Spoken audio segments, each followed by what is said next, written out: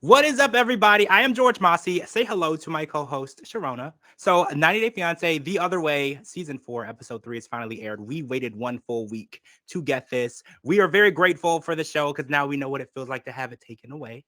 So, we have no time to BS, so we have to jump right in. So, Chris is on the plane. She goes to Bogota. She meets Jimmy for the first time. And I feel like their meeting went well. And I feel like the chemistry was there. She was a little annoyed about this apartment that Jimmy picked out kind of without her approval. Like she didn't see it and she also went above their limit of how much it should be. And it also was empty. So why didn't she like get any furniture? Like I'm getting a weird feeling. I'm just gonna say the feeling that I'm getting. I'm feeling like Jimmy, or is it Jamie? Maybe it's Jamie. I feel like Jamie might be like using money that Chris is bringing to live off of, but it's weird because she told her friends she works all the time. So isn't it weird that she got to the apartment, it was completely empty? Like none of her furniture came from her old place. I don't know. I'm just getting a weird vibe.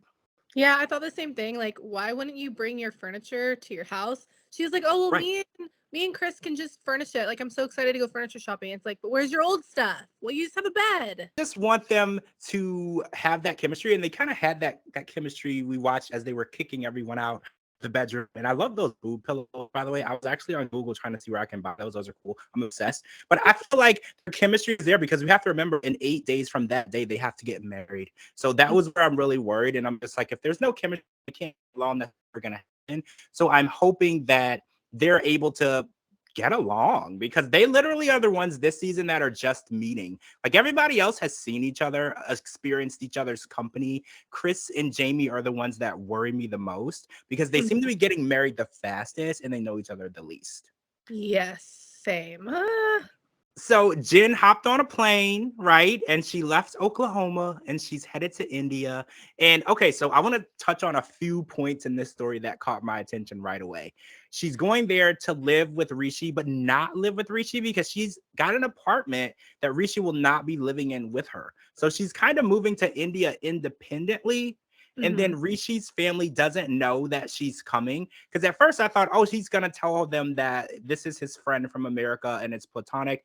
I don't feel like they know that she's physically going to be there at all, which is even more strange. He won't even tell them that they're friends or they're even interacting. And then we saw his mom say that there are some prospects of families who want to offer up their daughters to Mhm. him for an arranged marriage. And his uncle said this needs to take place this year either way. Now, Rishi did say I'm not going to marry one of these women. I would only marry Jen or no one at all. But I don't know if that's a true statement because in the Indian culture, you would marry the person that your parents ask you to. Because we remember with Jenny and Sumit did marry that woman that his mom picked out. It didn't work out, but he did do what the family asked of him. Now, I don't know if Rishi is just a stronger willed person and he's going to go against what his mom says, but I don't feel like he would because after his dad passed away, he became the key person of the family and he is the one that sets the example for everyone else. So I'm even more worried for Jen. I feel like I was worried all along because the text messages and him messaging her friend Randy and asking where she lived and all these things. But I'm a little more worried because I feel like she's living independently. And it's very possible that if her and Rishi went left, he could just ghost her. Right? Because does she even know like where he physically lives with his family? Like, what if she needed to find him and she doesn't even know where he is? Yeah, I feel the same way. I feel like I don't even really see. I don't know the chemistry. Like, we haven't seen it yet, but Right. I feel like he's a lot of talk to her, and I don't feel like we're gonna see a lot of action. Especially like regardless of what he was saying, like, "Oh, I just want to marry Jen." Your family's going to try to make you marry someone. And unless you tell them, they're going to continue. And what are you going to do when they have this other woman that you're just supposed to marry? Because over there, that's so normal. So just tell them about this girl, or I don't know, because I feel like what you said, like she's going to live independently. So he can do whatever he wants. And she Mhm. doesn't know what he's doing. And if she doesn't even know where he lives, how is she going to track this man down? I don't know. It seems like a nightmare waiting to happen. I know. I'm terrified. And her family feels the same way. They wanted to be so supportive. I love her brother, Charles, because Charles is just like, history has told me, and experience has told me this is a horrible idea. But he was right there at the airport with Jen and he was trying to be supportive. And her family, they all were being supportive, but they were all in the car like, what are we doing? Why are we driving her to the airport to go see be with this guy who doesn't even claim her, who doesn't even want to live with her? She's going to be in this foreign country all by herself, living by herself, and she'll see him whenever he can. It's kind of like she would be the other woman. And I know it's just to his family, but it's Mhm. still like she's the other woman because he'll come over whenever he can get away, you know? And I feel like that's not the type of relationship she deserves. And she said that this is her last shot at love. And I don't know if this is the right shot to take for the last opportunity. I really don't. Yeah, I feel the same way. So I want to talk about Danielle and Johan real quick because we know that Danielle is moving out of NYC because it's extremely expensive.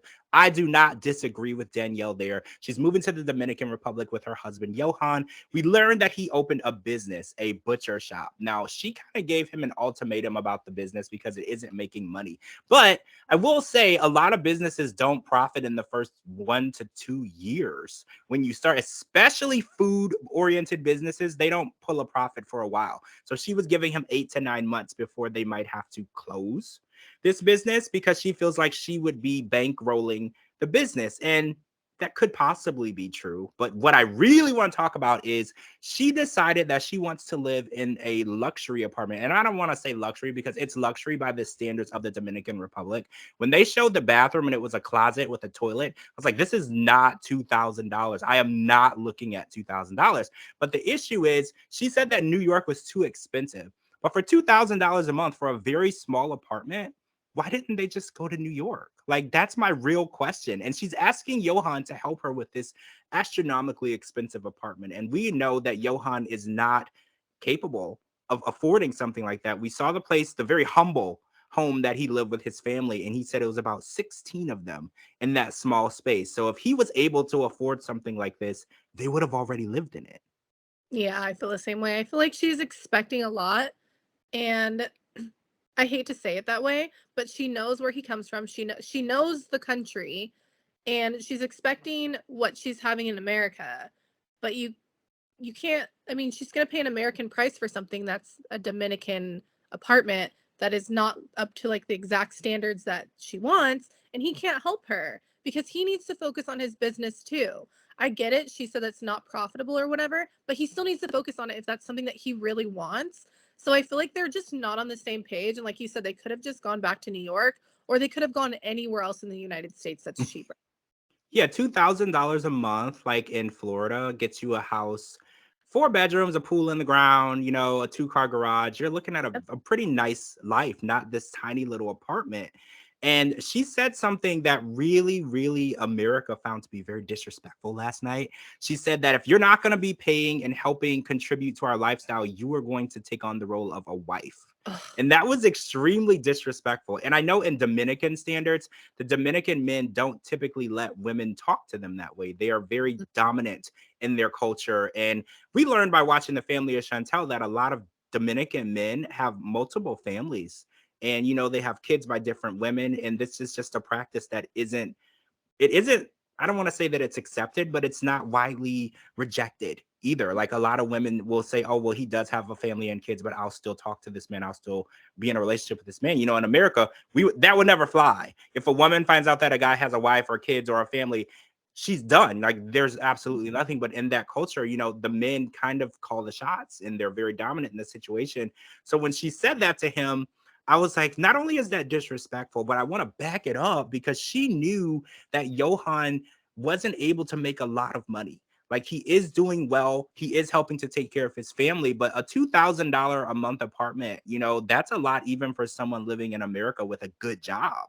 So Mhm. I just feel like Danielle might actually be a little confused. I feel like she might not realize that she's the sugar mama in this situation and Johan is the sugar baby because she keeps asking him to contribute. And I'm thinking, like, well, when it comes to Dominican men, I don't want to stereotype, but when they marry an American woman, there are certain expectations that they expect. And I think that her friends were talking about it, the swanky panky. They expect the woman to provide a lot more than in a normal relationship. When they work at a resort and they're looking for American women, they're expecting a little more than just a 50-50 relationship. They're kind of expecting to be given more. And I don't want to call Johan put him in that category, but I don't think that he married Danielle thinking that it was going to be a 50-50 relationship. I think when he ate like a few $100s worth of peanuts, that kind of sealed the deal for me, that he kind of thought that he was going to be taken care of, right? Oh yeah, for sure. He definitely wants someone to take care of him. You can kind of tell. But she knew what she was doing. And the fact that she went to the DR, not telling him that she wants to just live there and not move back to NYC when that's what he wanted originally, that's what they had talked about. So I feel like they're not on the same page. They need to get it together. And it's true, like he wants to be taken care of. That's what he's expecting. She Mhm. is now expecting him to do stuff that she knows that he can't do. So, like, where are we going from here? What are we doing? Well, she claimed that if he doesn't step up and help pay for things, that the relationship probably won't work. But I'm pretty sure that it's not going to change. And in the DR, there's a financial cap on how much you can really make, even with 2 and 3 jobs. We learned that, watching 90 Day, watching Pedro, watching Family Chantel, watching their family. Pedro's mom was a lawyer, and they still struggled a lot because there's just a cap on how good you can make money and income in that country. The wages are just so much lower, and the prices of things are so much lower. You can't really make that type of living. And a $2,000 a month apartment, I just expected so much more. Like I Right. did. I was like 2,000. First of all, an apartment, that's like Miami, right? 2,000 a month is probably like Miami prices. But Mhm. even the apartment itself, it was nice, but it was not luxurious. I expected like a hot tub in the bathroom. I expected like a nice walk-in master suite bathroom. I didn't see any of that. So I think Danielle's expectations are too high. And it's funny because she said that she didn't want to spend much money. She wanted to start saving money. And then she gets to the DR and she's trying to spend money apparently that she doesn't even have, or that Johan has either. So I'm kind of worried about where they're going to go. And she wants to close down his business, Ugh. which I'm not even 100% sure she helped start, because when she asked him where did he get the money to start it out, she didn't say it was her money. So I feel like, does she have the right to tell him that he should close a business she didn't help start? Absolutely not. I mean, she's expecting all this stuff from him, and then he tries to start a business. Then she's like, "Well, I don't really like this. You should only give it 8 more months or 9 more months, and then close it." It's like, no, you need to let him try if you expect all this stuff. And the fact that she's saying that and she doesn't even have a job. I I mean, know. Exactly. All right, guys, we're out of time for part 1. We're going to come back with part 2. It's my new favorite person on the entire planet. Her name is Debbie, and she's from Sugar Hill, Georgia. And I have nothing but time to talk about Debbie. So we will be back with part 2 to talk about that. I'm George Mossey. This is my co-host, Cherona. Make sure you follow me at all social media platforms at George Mossey, georgemossey.com, and anywhere you get your podcast. You have to follow Cherona too. Her links are right here at the bottom. She's on Instagram and TikTok. We will talk to all of you guys really soon.